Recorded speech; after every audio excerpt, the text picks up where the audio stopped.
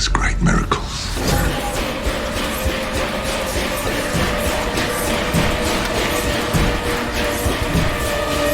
Welcome back to Ghost Pirate Entertainment. I'm your host, Kanan Becker, and today we talk about 10 more horror movies that are streaming right now that I highly recommend. And let's get to the list. The midnight sun will rise. And you will see his glory. Lords of Misrule is a 2023 folk horror movie. Directed by William Brent Bell, it stars Tuppence Middleton, Ralph Ineson, and Evie Templeton. During a local celebration, the young daughter of the town's new minister goes missing, leading to the revelation of dark secrets. I don't know where Grace has got to. Grace! Grace! Grace! You guys, I absolutely love this movie. Now, I understand this is definitely not going to be for everyone. It is a little bit of a slow burn at times. It's very, very folk horror, and that's not necessarily everybody's cup of tea. But if you're into folk horror like I am, and you like that creepy ambiance and the mood and atmosphere that the best of them have, this really has that. Now, I'm not saying it's reinventing the wheel. It does a lot of the things we've seen folk horror movies do before. But I think it does all those things really well, and it does them in a way that doesn't feel like a retread. It doesn't just feel like it's doing exactly what we've seen in the past. It's very well acted. I'm a big fan of Ralph Ineson and just his booming, creepy voice, and he is fantastic in this. But I was just captivated with this entire movie, especially the final act. I think is fantastic. So if you're a fan of folk horror movies, I think you definitely need to go over to Hulu and check this one out, because it's one that I highly, highly recommend.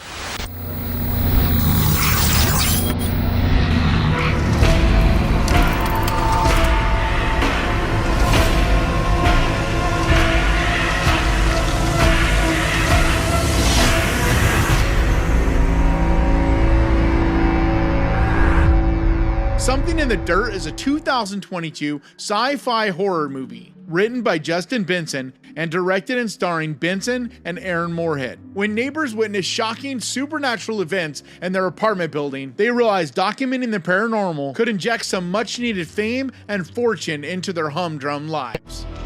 This city was designed according to this tablet. Maybe these gateways to other dimensions are actually all around us. I'm a big fan of Benson and Moorhead. I just really appreciate and enjoy the way they make film, because it's one of those where they have these ideas in their heads, and if they can get funding and if they can get a studio behind it, that's fine.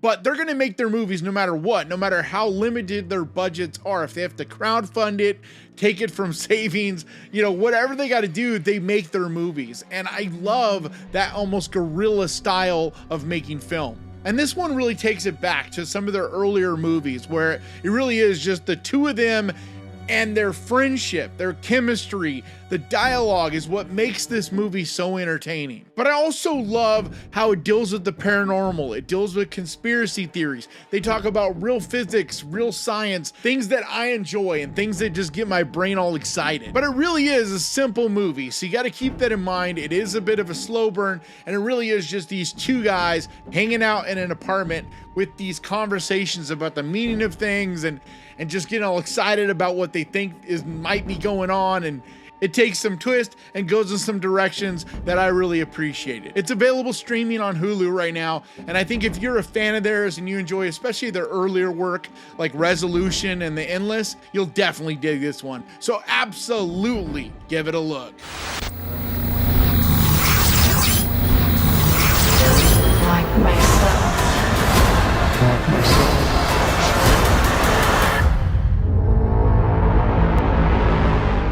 Significant Other is a 2022 sci-fi horror movie, written and directed by Dan Burke and Robert Olson. It stars Maika Monroe and Jake Lacey. It follows a young couple who go on a remote backpacking trip and face sinister events, leading them to realize that everything about this place is not what it seems.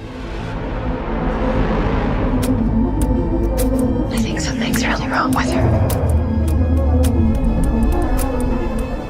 This is such a cool little movie that has really flown under the radar, and it's a shame. For one, I'm a big fan of Maika Monroe. Just her performances and everything she's done since It Follows, I think has just been great. And this is a fairly smaller movie, but it's well produced. Like, this is not a cheap looking movie by any means. It's just a simple idea, and it's mostly shot in the forest, and it's really just a cast of 2 people for the most part. And so it isn't like some high budget kind of thing. But it's extremely well shot, it's well written, the dialogue works, it feels natural, especially the chemistry between the couple. They just feel natural and believable, and their relationship feels authentic. But I don't want to spoil anything and give away the directions that this goes, but it is surprising, and it goes for a lot more than I think you might expect. It's available streaming right now on Paramount Plus, and I think it's a real hidden gem. It's exciting, it's intense, it's a real nail biter, and one that I think is a lot of fun, and so I think you should definitely add this one to your list. Come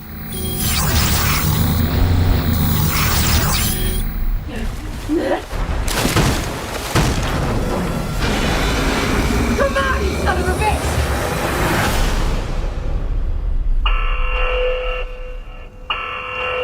Crawl is a 2019 creature feature horror movie. Directed by Alexandra Aja, it stars Kaya Scodelario and Barry Pepper. The story's about a daughter and father who find themselves trapped in the crawl space of their home and preyed upon by alligators during a Category 5 hurricane in Florida. Grab your families, your loved ones, and get out. Dad! We won't be able to come for you. Dad! This is one of my favorite creature features, especially from the last 10 years. It really has everything that I enjoy in a well-done creature feature because it's exciting, it's intense, it's a little over the top. The animals in it are a little beyond reality, but not so much that you lose all sense of believability. I also really love that it takes place during a hurricane. So you have this, not only these animals that are the threat, but the hurricane itself, the weather itself. And then you put them in this vulnerable, really hard to get at a situation. It just adds to the intensity. But it's not anything reinventing the wheel, so you gotta be a fan of creature features. But if you enjoy nature gone wrong, creature feature kind of horror movies, you definitely should check this one out over on Pluto. What are you doing to me?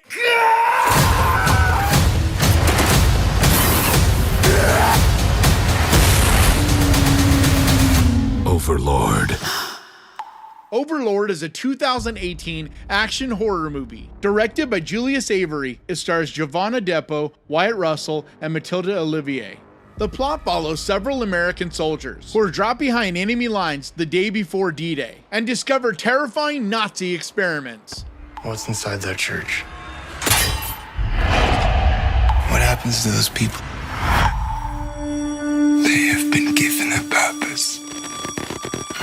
So Julius Avery, the director of this, also did The Pope's Exorcist last year, which is getting a sequel. It's in the works right now, so hopefully it'll come out sometime next year. But I really enjoy that movie. I love the tone of it. I love how it's almost like a graphic novel. There's a little bit of a sense of humor to it. It definitely doesn't take itself too serious. Well, this movie has a lot of that same sensibilities about it. The same kind of feel about it, I guess is the best way to put it. But I get it. It's not everybody's cup of tea. This is not everyone's style of movie. And so I can easily see a lot of people not enjoying this or not having fun with it. But I really love this movie. It's a lot of fun to me. I really appreciate the way it looks, and the cast is great. I think Wyatt Russell is at his best in this and just plays this absolute badass. But this just goes completely off the rails. It's not one to take serious at all. It really is just one to have fun with. Like I said, it's a lot like a graphic novel. It's just something to be entertained by. It's streaming right now on Tubi as well as on Pluto, so absolutely check this one out.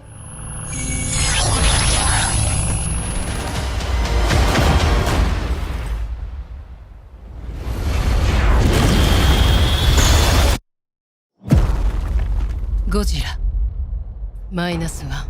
Godzilla -1 is a 2023 Japanese sci-fi thriller. Written and directed by Takashi Yamazaki, it stars Ryunosuke Kimiki, Miyami Hambe, and Hideki Yoshioka. Post-war Japan is at its lowest point when a new crisis emerges in the form of a giant monster, baptized in the horrific power of the atomic bomb. 今度の戦いは死ぬための戦いじゃない。未来を生きるための戦いなんです。 So this was my favorite movie from last year. I saw it 3 times in the theater, twice in color and once in black and white.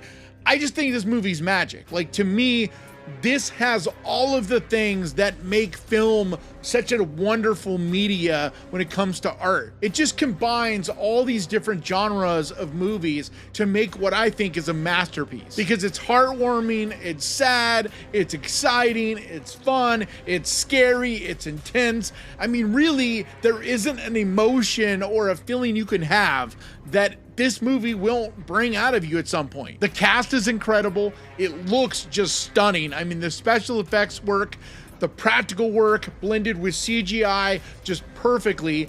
The whole movie just feels majestic, and like I said, feels like a big event. This just really great kind of movie. It took me back to movies like Jurassic Park and Jaws when I first saw those in theaters. Just an absolute event of a movie. So when I saw that it was available streaming on Netflix right now, I had to talk about it, and it's actually what provoked me to put this list together. Because Netflix just really didn't have that many movies for me to recommend right now, not enough to warrant making an entire list.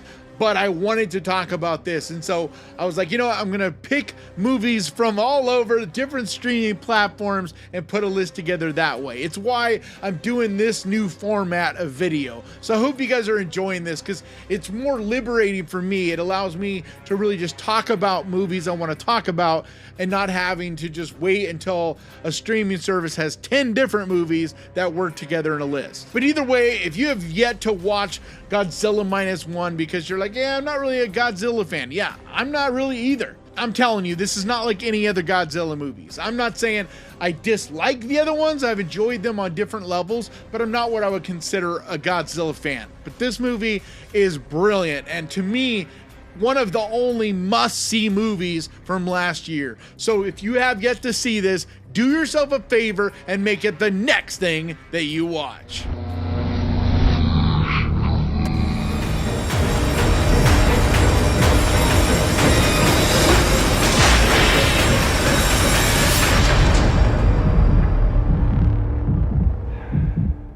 Angel Heart is a 1987 neo-noir psychological horror movie. Written and directed by Alan Parker, it stars Mickey Rourke, Robert De Niro, and Lisa Bonet. A private investigator is hired to solve the disappearance of a man. His investigation leads him to New Orleans, where he becomes embroiled in a series of brutal murders. Do you by chance remember the name Johnny Favorite? My interest is only in finding out if he's alive or if he's dead. This is such a fantastic movie. I love the look, the style. I'm a big fan of neo-noir meets horror. There isn't a lot of them, but the ones that are done and done right are just magic. Like, they're just really, really cool. This has a lot of the same things that I love so much about season 1 of True Detective. It just has that New Orleans, Louisiana, creepy, voodoo, atmospheric kind of vibe going on, and I think it's fantastic. The cast is phenomenal. I mean, Robert De Niro, he is just incredible in this movie, but so is Mickey Rourke. It really is just a well put together movie that'll definitely keep you guessing. I know most of the older audience out there have probably seen this, but it's a great rewatch. But if you're younger and have never seen this, I think it's an absolute can't miss. So definitely go check it out right now on Pluto.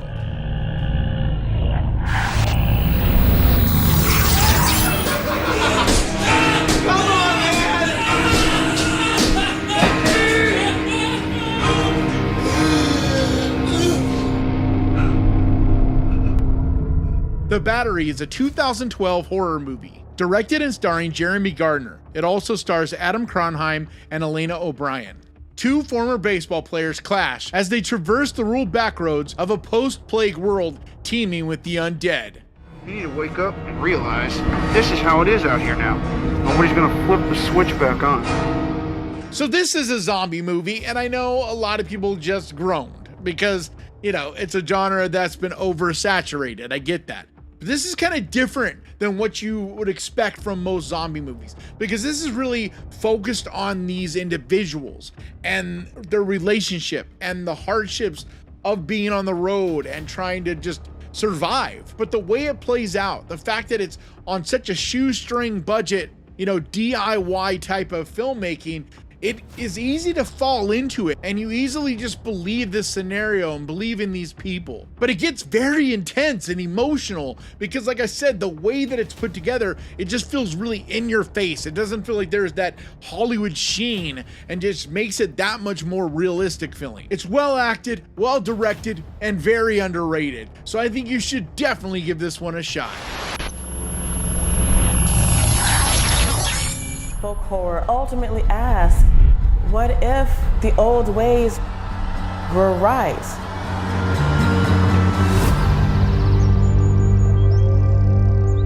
Woodlands Dark and Days Bewitched is a 2021 horror history documentary created by Keir La Janice. It's a documentary exploring the history of folk horror from its beginnings through its proliferation on British television in the 1970s to the genre's revival over the last decade. The darkness in children's play, being lost in ancient landscapes. So I kicked this list off talking about what I think is a really well done new folk horror movie. And I just love that genre so much, and it made me think about this documentary I'd seen a couple years ago.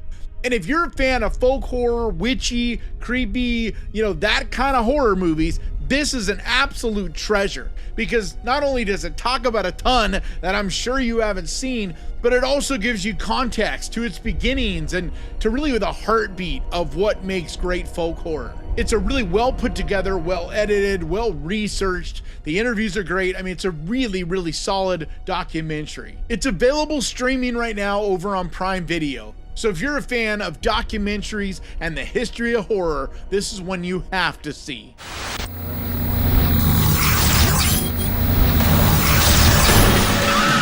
Yeah, this is bad.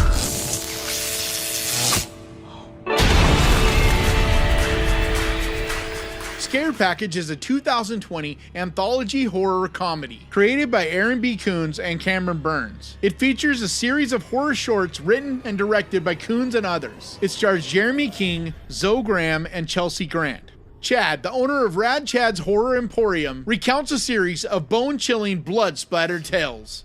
Your cold opener. You only have a few minutes to put all the pieces in place. This is the best house on the market. Trust me. It just seems too good to be true. What would happen in a horror movie now?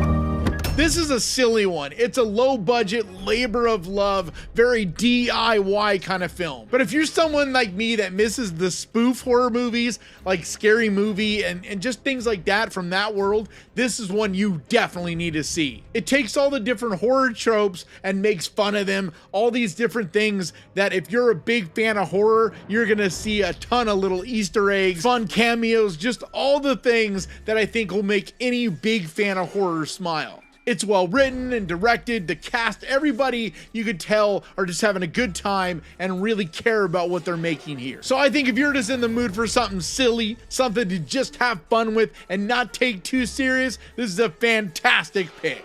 So do yourself a favor this weekend. Pick one of the movies off of this list, grab your popcorn and your candy, and enjoy! And I want to give a huge, massive, enormous thank you to the Ghost Pirate crew, to you guys over on Patreon, and to the channel members over here. You guys mean so much to me. And if you would like to help support this channel over on Patreon, there's a link down in the description. Or if you want to become a channel member and help support the channel that way, there's a button right down there that says join. But like always, thank you so much for watching. Please crush that like button. And remember, guys, horror can be fun. And if you enjoyed this, click right here to watch me talk about 10 more movies that I think you'll enjoy. And I'll see you guys next time.